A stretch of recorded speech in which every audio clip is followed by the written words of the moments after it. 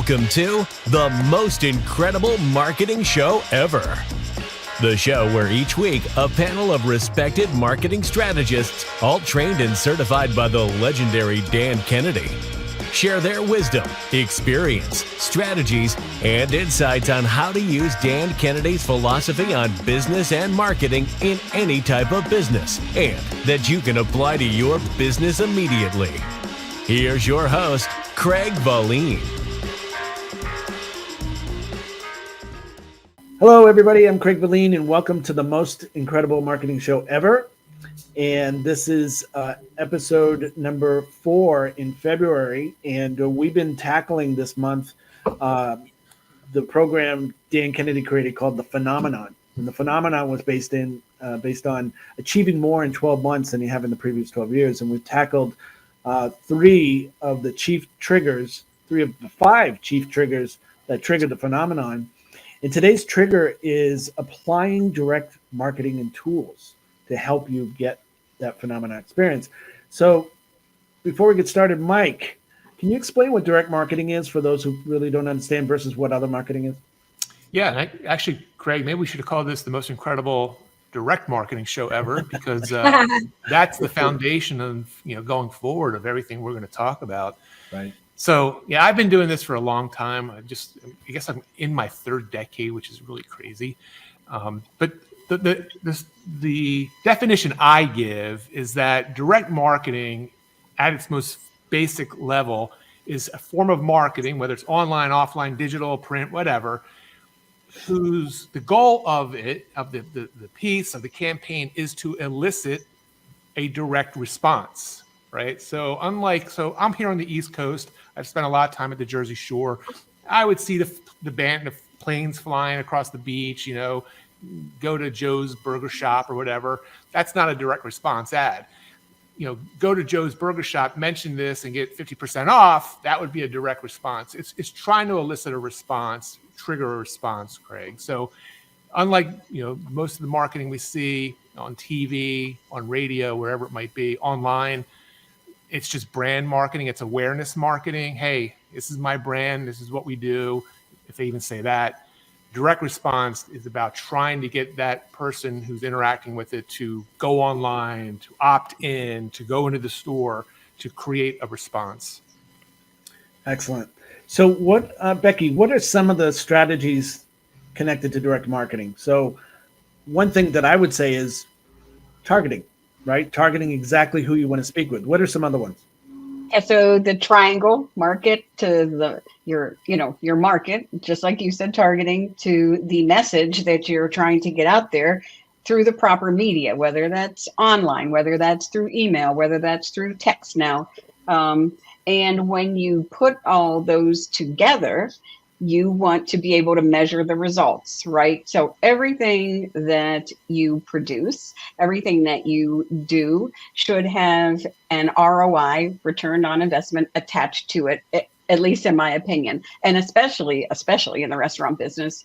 I mean, I ran 6 to 14 promotions in any given month, and we tracked every single one. But even if that promotion broke even, I kept it because it was a top of mind, just a reminder to come on into the restaurant.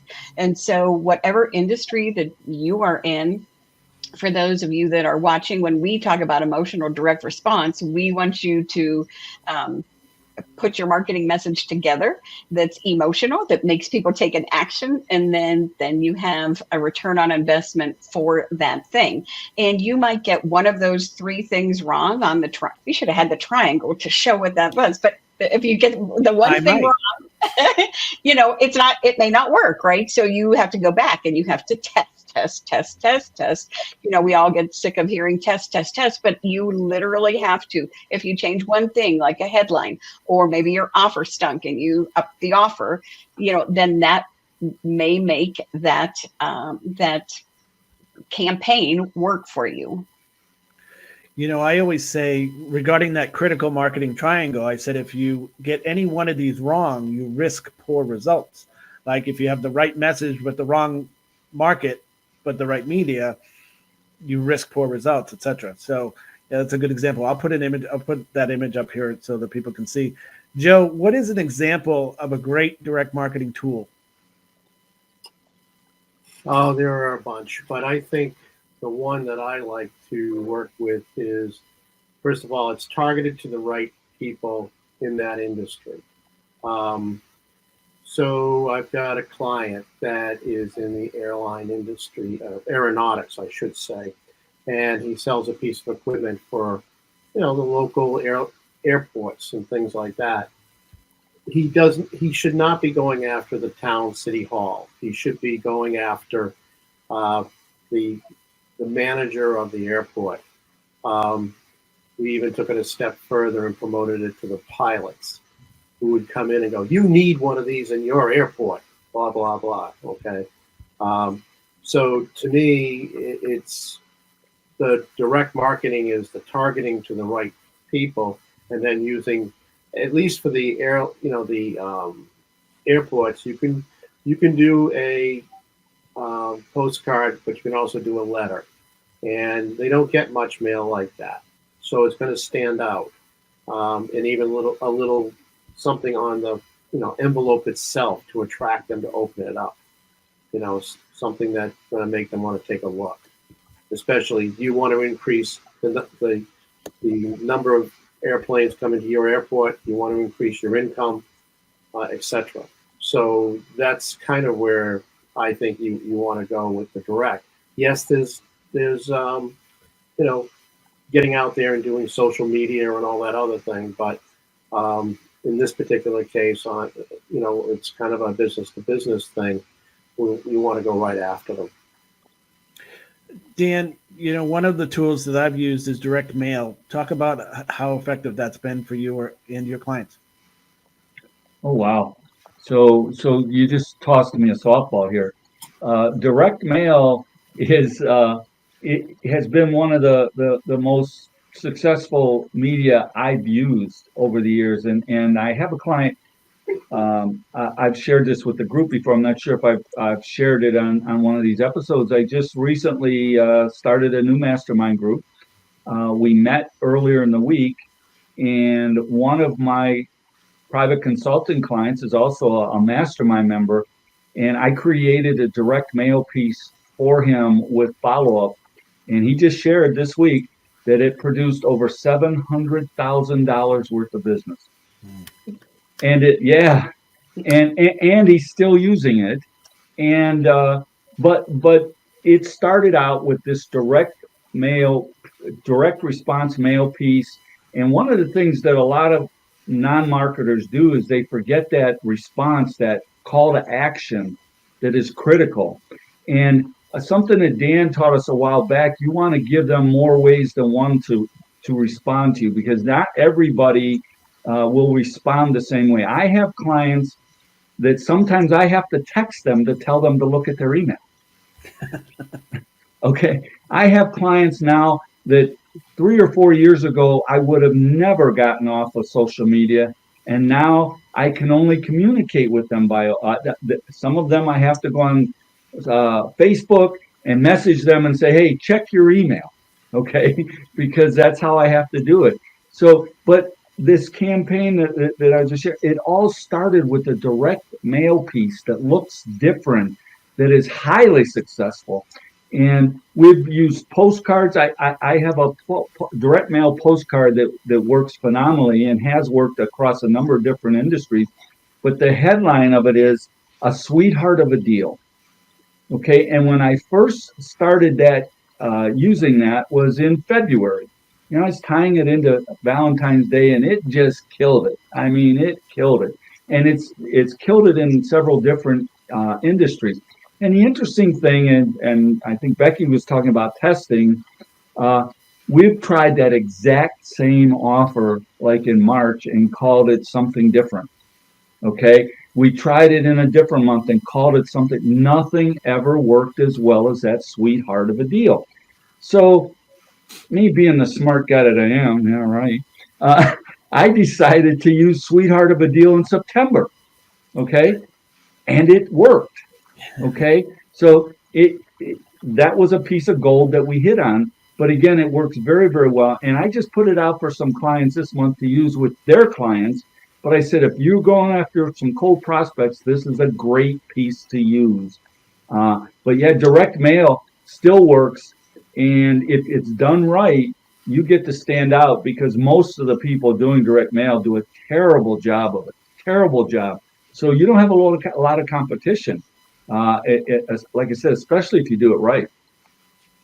You know, direct mail is only one of the tools used in direct marketing, but I want to ask Mark. Mark, in previous episode, you mentioned you were working with a DJ who commented on what can we use to attract our best clients, and you had an example. Can you share that? Yeah, absolutely. Because as we're talking about direct mail and tools to use, there are a lot of distinctions that have to be made, I believe. And I think one of the biggest lessons that we learned from Dan was when he always said, media is media is media is media. So whether you're doing it in direct mail, online, or display advertising in trade magazines, I think the biggest distinction, and this is going to help a lot of people, because I think when you talk about marketing and branding and direct response marketing, it's kind of like nailing Jello to a tree. I think the biggest distinction is between direct response marketing and just awareness or branding marketing is branding lacks a specific offer. Right. Direct response marketing having a specific offer for a response or an action, whether it's you want them to buy something or whether you want them to just opt in to request free information. There's an offer there. I just wanted to make those distinctions because it's the deliberate use and the words that you use on the ads. We're all using the same media. We're using trade, ads, commercials, direct mail, whatever it might be. But it's either the lack of or the presence of an offer. And now to answer your question, Craig, I was telling the DJ, they're like, hey, how do we sell this stuff in the mail? This was a long form postcard that I used to attract DJs into my coaching program. And they're like, who's going to read all that? And as you can see, it's like wall to wall words and all the way down to the little box on the coupon box. And I said, well, how did you get here? You read every single word because the message matched the recipient. And that's why you have to be very careful when it comes to like running ideas by, family or friends that are not familiar with direct response. They're going to say, who's going to read all that? It's going to be buyers are going to read all that. The ones that are absolutely interested in what it is that you're talking about. We don't care about the non-buyers and people that it's not in their industry, but people that do want what you can help them with, they want to know more and not less. It was the lesson I've always learned. So, if you wanted to buy a car and you walked into, you're real hot on a new model of a car, you walked into the showroom, you don't want just a little postcard with a picture of the car. You want to know all the data on that car. So it's like, you're right. This is another Danism. Right for the buyers, not for the non-buyers. Right. Does that help? Absolutely. We're going to cover a little bit about what other direct marketing tools are, but let's talk about what Mark just kind of mentioned, which are what are the components or elements of a good direct response piece. Richelle. Sure. You got to have a compelling headline, right? If you don't have a compelling headline, then why the hell are we here? So some reason why they're going to be there. Call out who you want to talk to. Attention. You saw on Mark's, he had mobile DJs, right? So he was calling out his target market. You want to make sure that there is a double reader path, right? So on he's got white and then he had highlighted and then he had white again. So people can just look at the highlighted pieces and get the gist of what's going on. You want them to have some testimonials on there so that now there's a reason why to buy, right? They're looking at, there's testimonials. Of course, you got to have a compelling offer. At the end of the day, there has to be a reason for them to say, yes, that's me. I like to also add those almost people, right? So maybe they're not ready to buy, but in the almost, there is a, hey, but here, if you're not ready, how about grabbing my 5 ways of blank? Right? So I have on my automated email sequence that I actually just got a guy to reply to, I'll tell you, the 20 places that I love to find strategic partners, and we'll customize it for your business. If you want the list, just reply. All right. He replied, list. It's like, well, now I get to open a conversation, because conversations are the fastest path to cash. Yeah. But if there's no way on your marketing piece that doesn't have compelling headline, it doesn't talk to them, it doesn't show them, yes, I should talk to you. It doesn't have a dual readership path so that the people who just want to skim it, it still gives them what they want. There's no PS, there's no offer, there's no almost offer, right? Just to get them to raise their hand. Then you're going to be stuck, and your particular piece is going to fall flat. So as Mark was saying, media is media. We do all of that in emails. And if you guys have gotten our free gifts, you'll notice that we've got dual readership paths in there. We've got offers. And sometimes our offer is, hey, in tomorrow's email, wait to see, right? So it's creating a compelling reason for them to show up. And at least what it does is it gets them to raise their hand. So I know that the guy that just replied, that he's hot for what I have and he wants what I want. So now it comes down this funnel, right? That's why they talk about those funnels, those online things, as quickly as they can raise their hand and tell us what they want. It moves them closer to the hole and closer to the cash register, which is the ultimate amazing thing to do. Hold on, Becky. We're going to come to you. Thank you, Richelle. We're going to take a brief break for a sponsor message. We'll be right back. This episode of The Most Incredible Marketing Show Ever is sponsored by Dan Cricks, a.k.a. the Been There, Done That Marketing Coach, and Results Marketing. If you're looking for help growing your business and your profits, to get more information and free small business marketing and money-making info, go to www.greatresultsmarketing.com. That's www.greatresultsmarketing.com. So we're back. Becky, you had your hand up before we went on break. Yeah, just wanted to share one more thing about what Richelle just said, is when you call out the person who this is for, you also want to call it out who this is not for, and just get them out the way. So I loved everything that Richelle said. I just wanted to add that in there, because you don't want to spend time if they're not your people and and the message isn't resonating. So when you call out who this is for and who this is not for, it's a double whammy and works great. Awesome.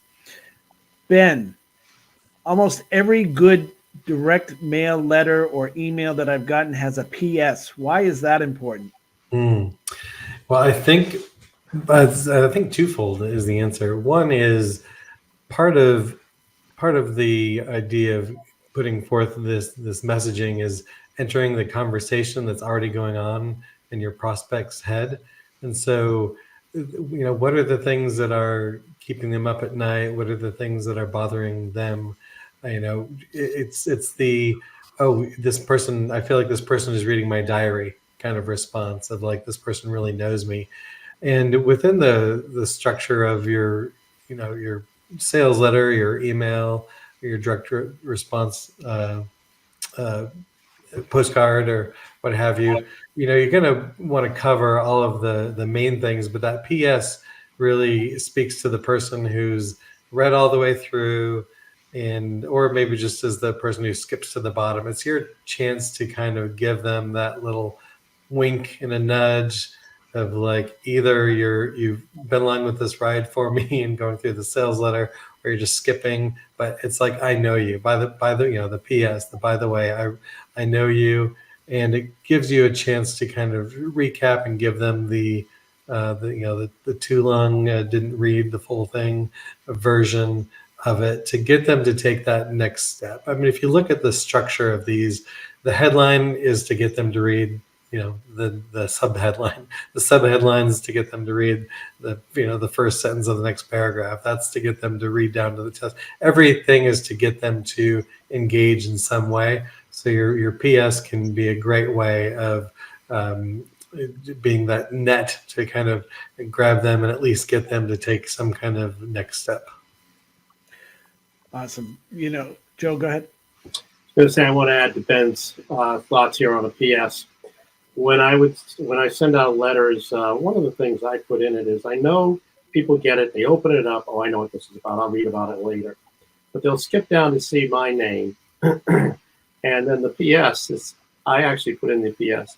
It's okay if you call me first, and it's like, wait a minute, and now they're going to look at it, and I've had a number of people when I've called them go, I knew you'd be calling me, so that's what attracted them. And they knew what to expect, and that works. Great.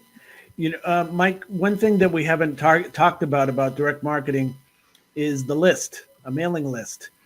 How important is it to get the right list, and what should people look for when they select the list? Yeah, I mean, obviously it's very important because if you're not talking to the right person, you're just wasting money.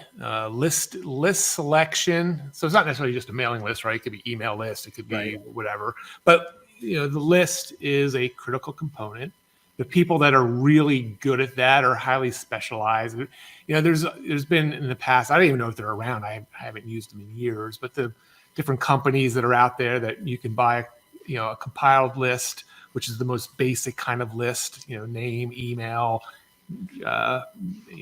contact information. And then there's more in-depth lists where you now have buying habits or what they've bought. So, the more specialized a list is, obviously it's going to cost more to buy or rent. But, those are the lists where you have some data that you can now use in your marketing campaign. And I think probably all of us know Craig Simpson, who was a longtime Dan Kennedy guy. I was in Dan Kennedy's mastermind with Craig for a number of years.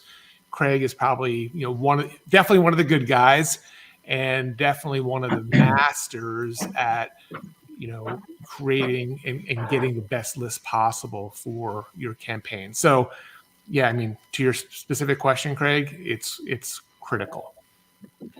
Mark, what do you have to say about that? I think one of the most neglected things with Main Street businesses, for example, is their lack of having a list.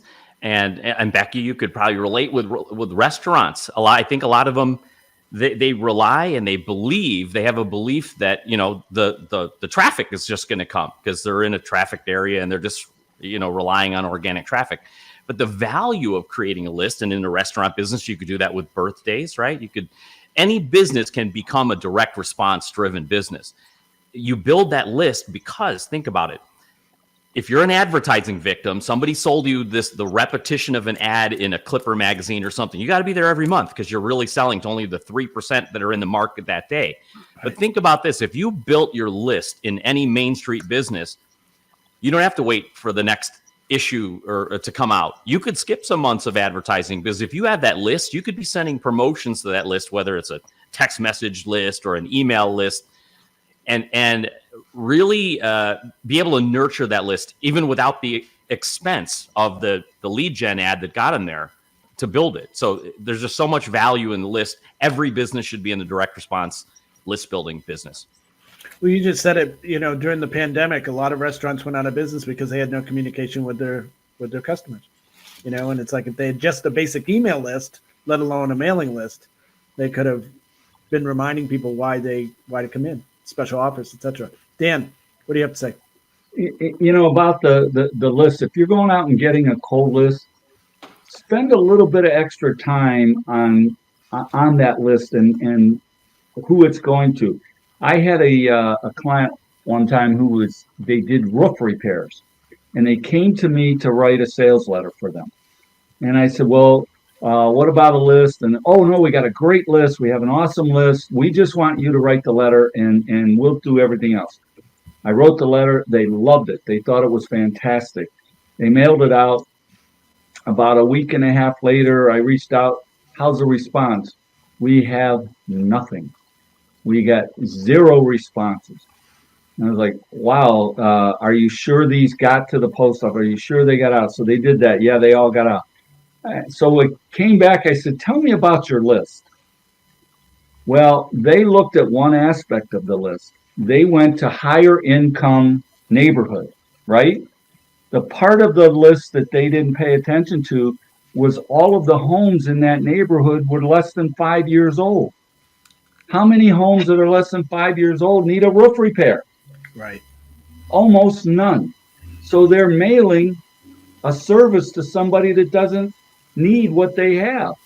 So they just looked at it from an income perspective, and a lot of people do that. I want to go to, this income, and whether it's blue collar, high end, whatever it may be, but it needs to take more into account than just that. So spend a little bit of time, think about what you're going after. You know what, Dan, that's what we were talking about a few episodes back, right? Because we're always talking about the phenomenon about that money thing. So their thing is, oh my gosh, I need you to go, where the money is. Well, where the money is, they don't need you. So what a dumbass idea. Dan mentions in the magnetic marketing recordings of him taking a client, I think it was a carpet cleaner, around to where the guy had bought a list. He was like mailing to everybody, and it ended up that these were trailer parks or had, broken down cars in their driveway and drinking a beer out in their porch and stuff like that. It wasn't their market. And, that is a big problem when people buy a list. It's number one, buying a reputable list, but number two, from a reputable company. Number two is making sure you know what the factors are, the segments that you're looking for when you're doing that. Becky?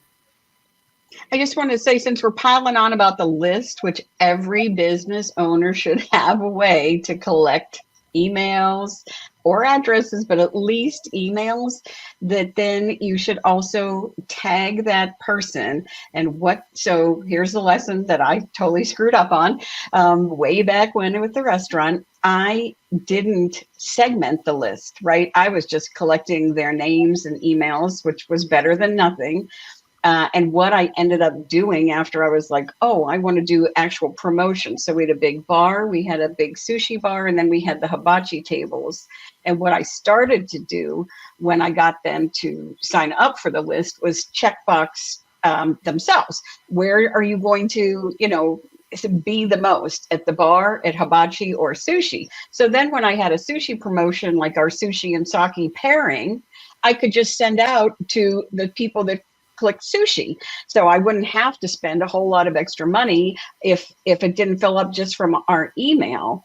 And so once you get your list, segment them on how you want to talk to them, because you're going to talk to, let's take a roofer, somebody who put a new roof on this year versus somebody who's put a new roof on 10 years ago, right? You're going to talk differently to those people. So once you have your list, get in your mind, do your best to segment and tag those people how you want to be able to talk to them. And I'll just share that in my 7 years at that place, we had over 63,000 unique people, so that when I sold it, all they had to do was keep communicating with the list, right? I mean, that's enough to fill the Pittsburgh Penguins arena. When you think about that volume, like, that's pretty incredible. They didn't have to do any other marketing at that point, because they had a list of 63,000 unique individuals who all raised their hand and said they wanted more information about the restaurant.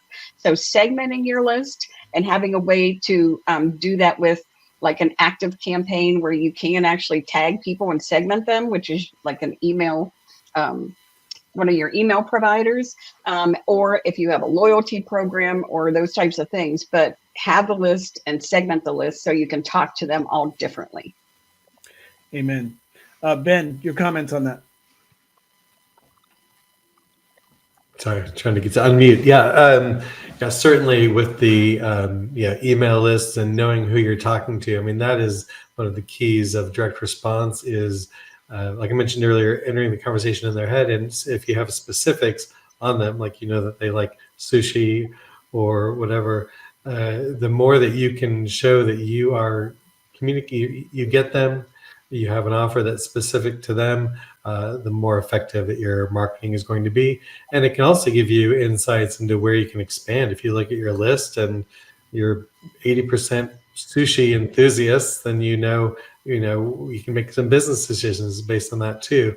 Or you can go and target bringing in more people like that. So the more information you can have in terms of your segmentation on your list, whether that's a direct mail list or an email list the better you can communicate with those people, and the more rapport you're going to build with them, because they don't feel like you're just sending them a generic marketing message. It's a very direct marketing message to them that they'll more likely to respond to. Oh, Ben, you're the marketing funnel king. So your people that you work with, I mean, do you help them with that? Yeah, I mean, as much as possible, like and it's all about what just fits with the group too, in terms of when you ask them the questions. Becky, like you said, are you more interested in sushi? Are you more interested in the bar?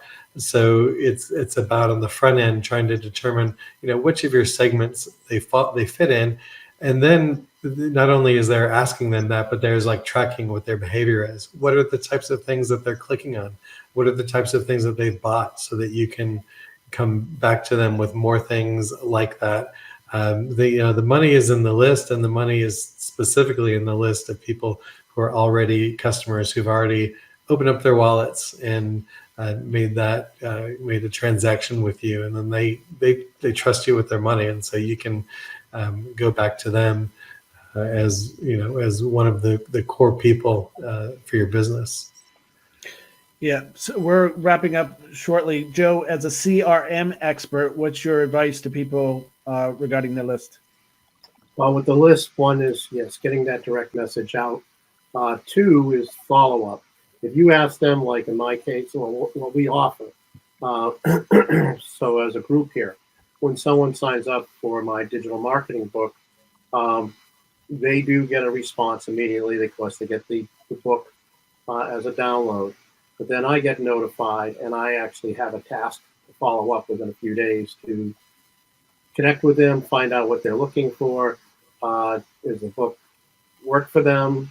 Do they need another copy, etc. So that's what you do with the CRM system. You automate that part of it, and that's where it goes. And then you get them into a regular follow-up of emails that are interested to them. So that's what it is. So you have it automated for that. Mark, and then we're going to wrap up with Richelle.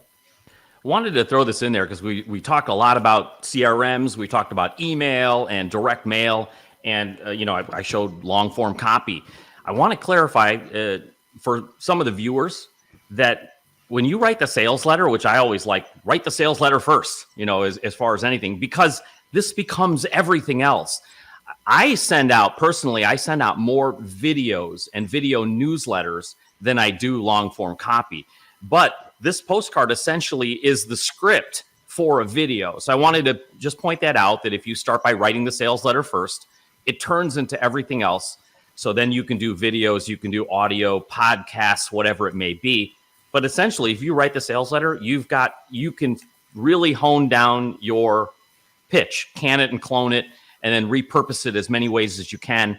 Deliver with the CRM, deliver video emails. I do that a lot, video emails. So whether it's video, audio, or words in print, use it all. Yeah, great tool. Video, great tool for specifically speaking to someone targeted. Richelle, close us out. Tell us last words on everything we've been talking about. Wow. Well, last words on direct marketing and tools is if there's any one thing that Dan taught us, it's about using every piece of media that you can to reach your target market. So, not only hit them with a direct mail piece, but, Mark just gave you the template, right? Cut it up, make it into smaller pieces. Now you've got this big size postcard. You can follow it with little postcards, but ask them to go to the website to opt in. You remember those old little pearls back in the day, the personal URLs, right? Where they go to the website and click it and then put in their email. Now you can follow up with the email sequences. If they give you their telephone number, now you can follow it with text too, but just use every piece that you have. Remember a couple episodes ago, we were talking about massive implementation. Some of that is once you get that wonderful sales letter done, break it into pieces.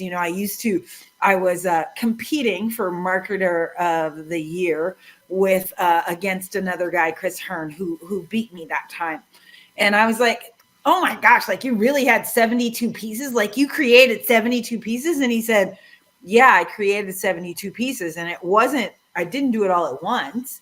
I created one piece, but when I didn't get the response that I wanted, I sent out multiple things. Sometimes it was the same email, 2 times. But that's how I did 72 pieces, over a steak dinner and the wine that he actually paid for. He was also an IBA with us, but that's how I figured out how to win, is not only win in business, but get the results that you want by using multiple pieces of direct mail, direct mailed emails, direct response, text messages, so that it all works together for one common goal. Excellent. I'm going to wrap up actually. Richelle, I was going to end on you, but then I decided I have something to say. One thing we did not focus on, but it was implied in measurement, is ROI. And so ROI versus response rates. Hey, what's your response rate? That's a kind of a vanity metric versus a scientific metric. Really what we want to know is, did it make us back the money that we invested in it or more? And what I had a discussion with a client of mine who owned a karate school. He says, I'm always losing money on the front end. I barely make my money back when I send a letter. And I said, barely make money when? He's saying on the first sale. And I'm like, but how long do they stay with you? So we have to think about customer value. It's like he would make on average $5,500, but he was spending about $2 on the freaking mailing, or $2 on that one piece. So you got to think about, whenever you do something, you put an offer out there. It's like, number one, during the transaction, can you increase the transaction value?